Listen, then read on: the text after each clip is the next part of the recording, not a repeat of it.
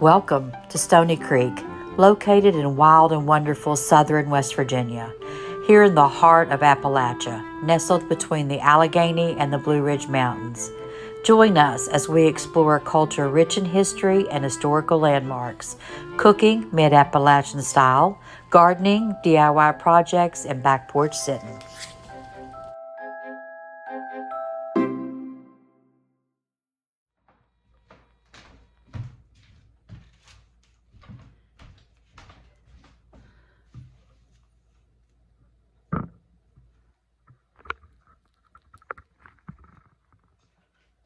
Okay, y'all, today we're going to cook a chuck roast. A chuck roast, it needs to be marbled. It needs to have a lot of the fat running through it. That's what makes it so flavorful, and it also helps make it tender. I actually like one that's probably a little more marbled than this. But they're so expensive nowadays that I caught this one on sale and I grabbed it. But it's pretty good. It's marbled pretty good. But we're going to brown it, and then we're going to put it in the oven and braise it. And then about an hour before it's done, we're going to put some potatoes and carrots in it. And that's going to be our Sunday evening supper. So stay tuned. So I'm going to turn my pot on, my heat on, medium high, I think. Let's get you over here where you can see the, there we go.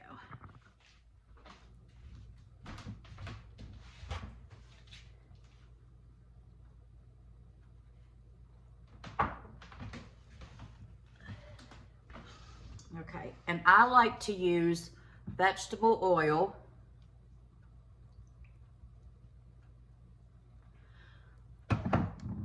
with some olive oil.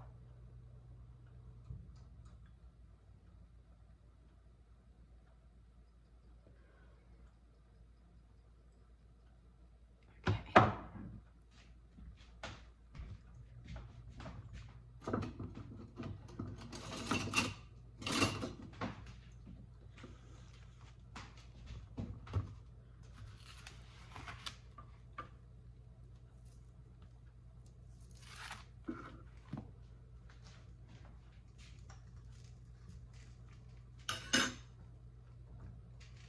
Okay.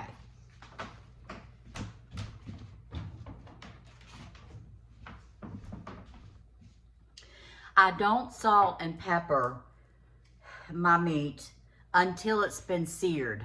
Once it's been seared on each side, then you can salt and pepper it and put any seasonings you want. But what happens is when you put salt, when you go ahead and salt your meat, it tends to draw the moisture out, and you don't want that. You want your moisture to stay in your meat and not be dried out. So once my meat is seared, then I can salt and pepper it. And I was taught that by a good friend of mine, Lois Allen Graham. She used to work at Penn Springs Resort as a cook. I went to school with her, used to ride the bus with her, and enjoyed my time that I had with her in school very much. But when she worked as a cook up at Penn Springs Hotel, she told me once, she said, don't salt and pepper, don't salt your meat until after it's been seared. And then it holds in its juices much better. You don't lose as much of your juices. So I try to remember that. I remember it more when I'm doing a roast than I do when I'm just, frying chicken or pork chops. But it's true. And it's a very good tip. So there, I've passed that on to you. So we're going to brown this meat, and then we're going to season it. Okay, so this side is browned. We're going to season it now.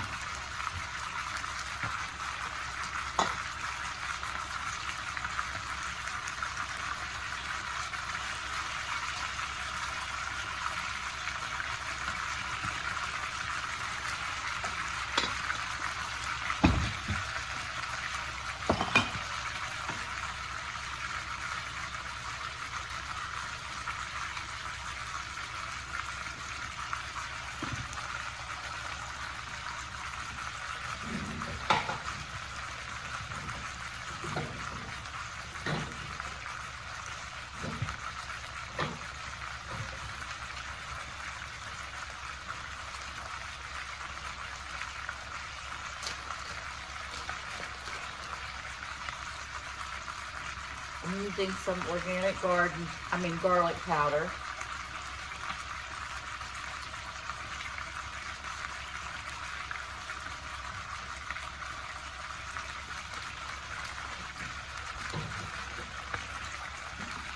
And then once the other side is browned, we'll turn it over and do the same thing there.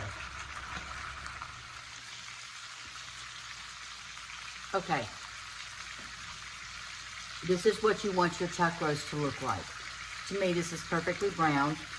Both sides have been seasoned. So now, we're going to braise it. So we're going to add some beef broth and some little bit of red wine. And we're going to braise it in the oven.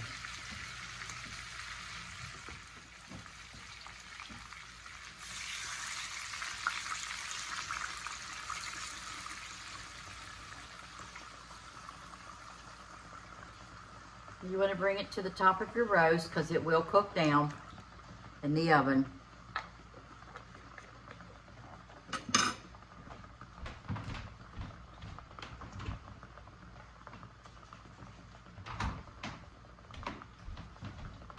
So now I'm going to add a little bit of red wine. I don't like a lot, but I do. A little bit gives it a depth of flavor. It also helps to tenderize the meat. So you can add as much as you like here. I add about, maybe a quarter of a cup, if that. Sometimes I'll add a little bit more when I take it out to put the potatoes in it. I'll add a little more broth and a little more wine. But that's a good start there. Now we're going to cover this with aluminum foil. Turn the eye off.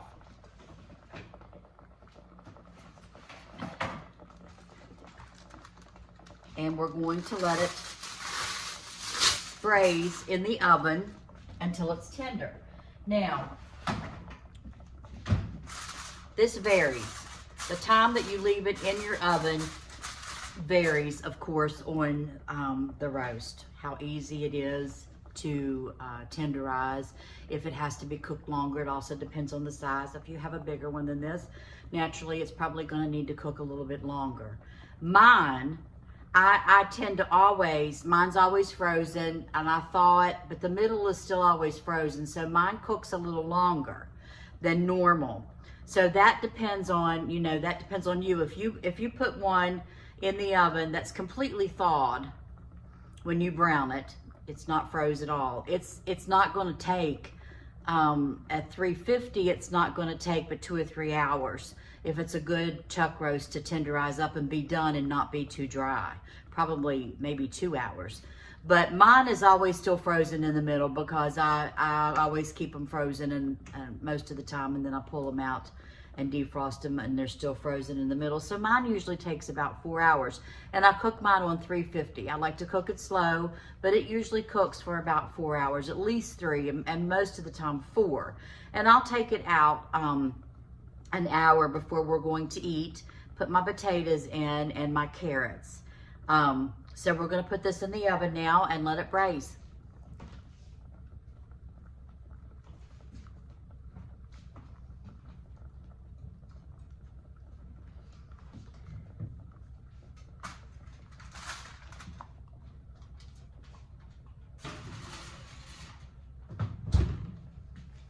See you back in.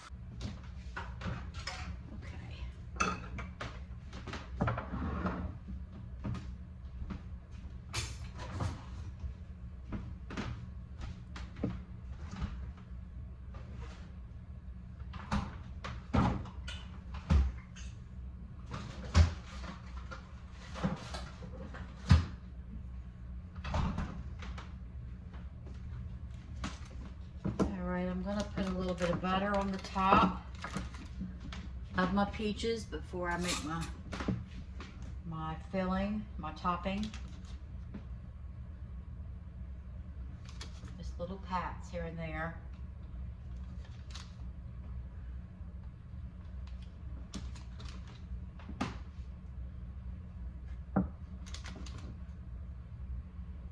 Okay. And I want a little bit of brown sugar on top.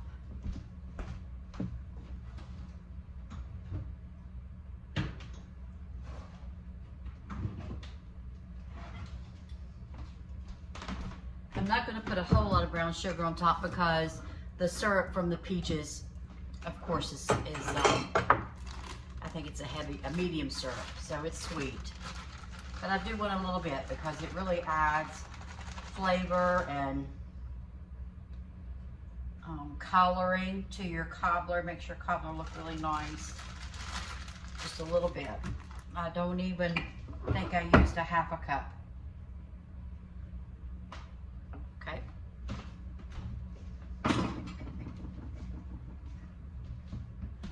All right, so now for our cobbler topping. This is the recipe my grandmother always used. It's not a biscuit dough, it's not a pie dough. It's neither one of those. It's somewhere in between. And you pour it in your fruit. But I absolutely love it. So we're going to use about a cup, 3/4 of a cup, since this is a small cobbler. I think we'll just use 3/4 of a cup of self-rising flour. More here. Self-rising flour. A little bit of milk. About the same amount of milk as you use flour. 3/4 of a cup. We want sugar, about the same amount. And then we want to add just a little bit of vegetable oil. Not as much, of course, maybe 1/4 of a cup. That'll be plenty. And then we just want to mix it up.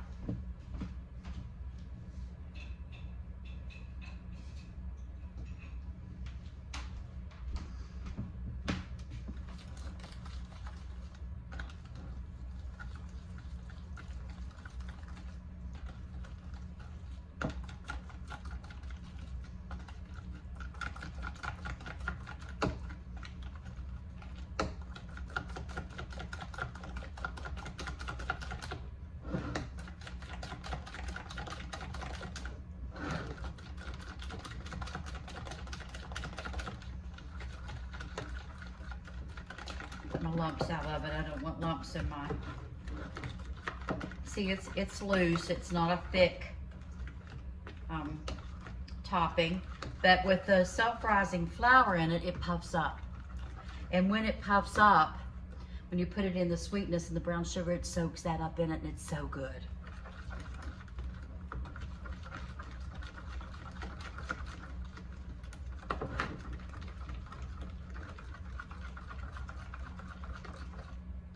Okay.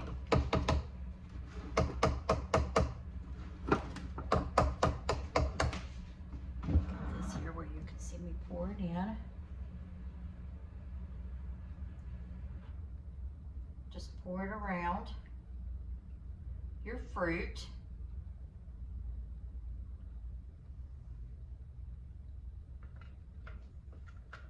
And it will bake up and puff up your fruit. And we're going to put this in the 375-degree oven, and it takes 45 to 50 minutes, maybe even an hour if you had one that was larger than this.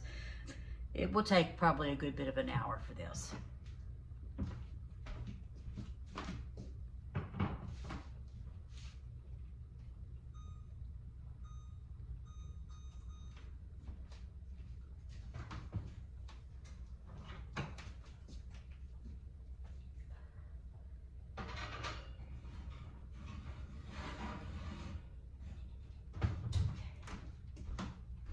Okay, see you in a bit. Okay, our cobbler is out of the oven. Beautiful golden brown. In our roast, we're now going to add our potatoes. I don't have any carrots. That's unusual. I thought I had some, but I don't. So today we'll just have potatoes in our roast beef. I use russet potatoes, and I'll tell you why I choose russet potatoes. They are less dense than the red potatoes or the Yukon Golds, and they're more watery. That's why they're the best baked potato, but they absorb the beef broth. And the other ones are denser and don't absorb as much. So these are my favorite if I'm going to use them in something like this.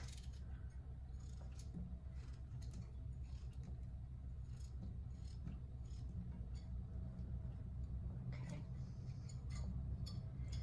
I don't think we need any more broth. I don't think. Looks like we're gonna have enough. Get them all down in there. A little bit of salt and pepper for them, and they'll go back into the oven for about an hour, 45 minutes.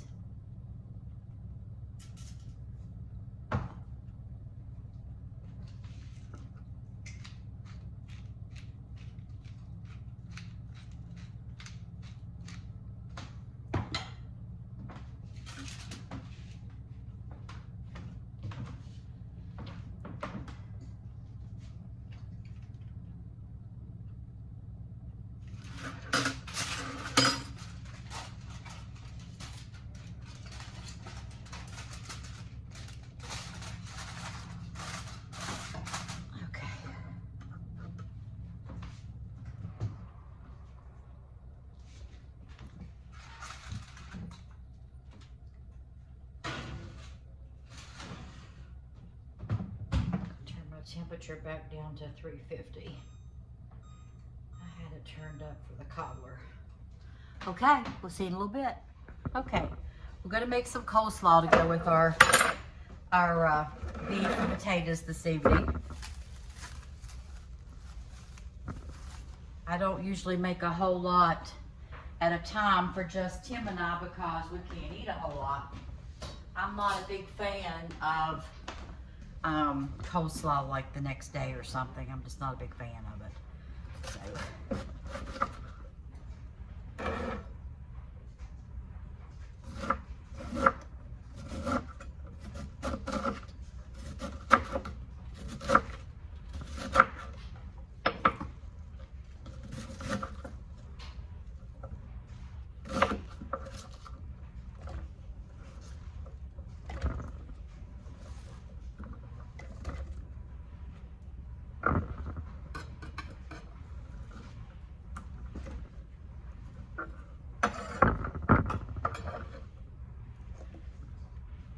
Okay.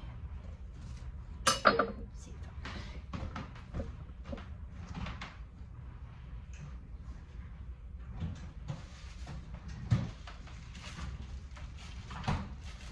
okay, I have a little bit of these shredded carrots. I'm just going to put them in there to get mixed up in with our coleslaw.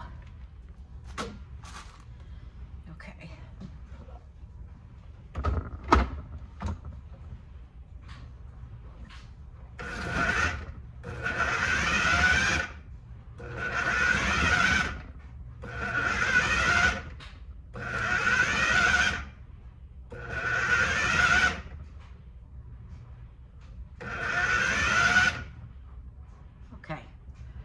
That'll look good. Let's use this bowl right here that I just washed.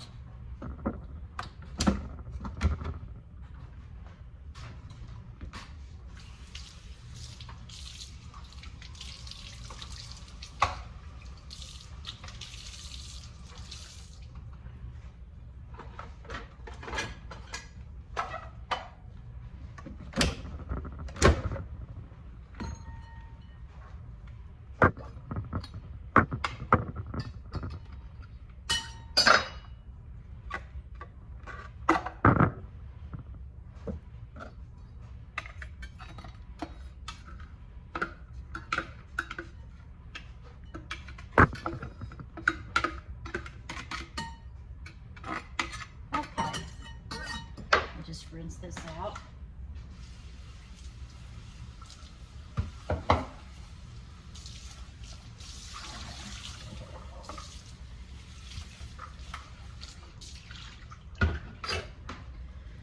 Okay, now I make my own coleslaw dressing. Make it the way my grandmother did. Use mayonnaise.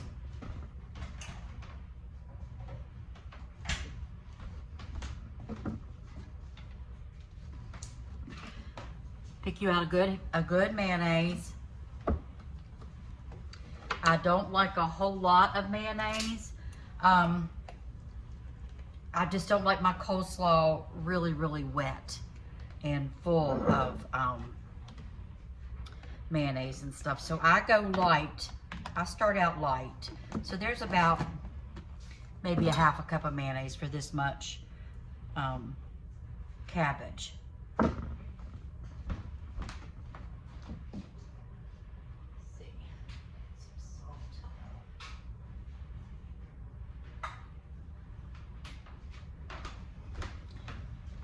Okay, we're going to add some salt.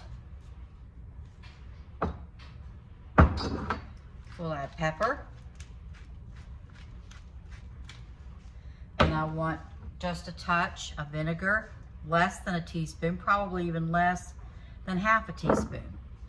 Maybe between a quarter and a teaspoon in there. And then I like to add, maybe need just a little touch more, not much.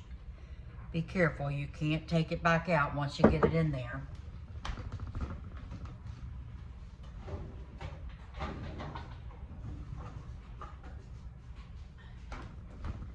Now, I add celery seed to mine. You can add it to the slaw, or you can add it to the dressing, whichever you like. Now, the last ingredient in our dressing is going to be sugar.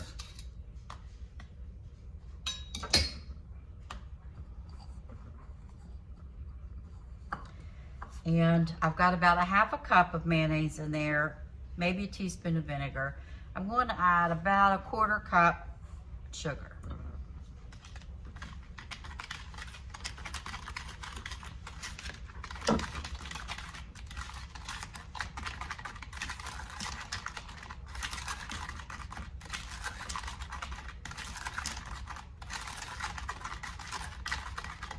Okay. And now I need to taste it.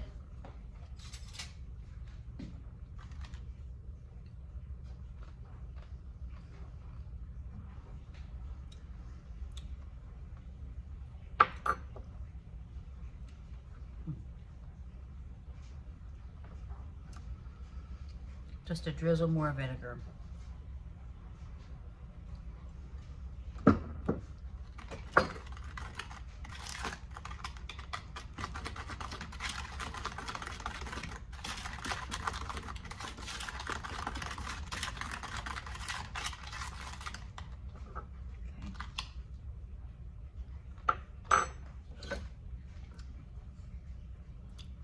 That's delicious. That's delicious.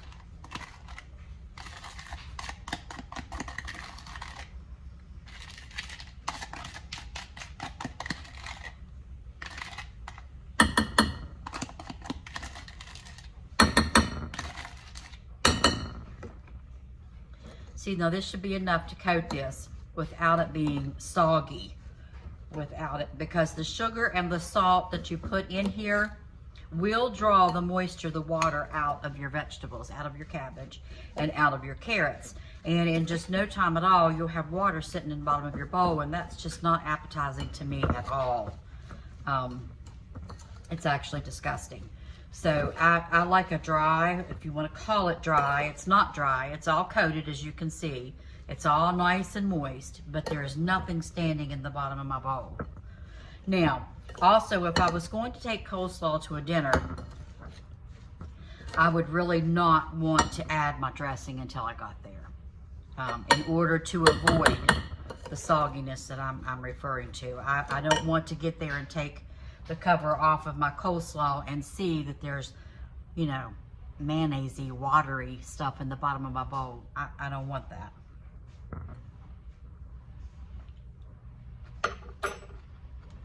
Very good. Very good. And the celery seed just really adds to it once the dressing is on it. Okay.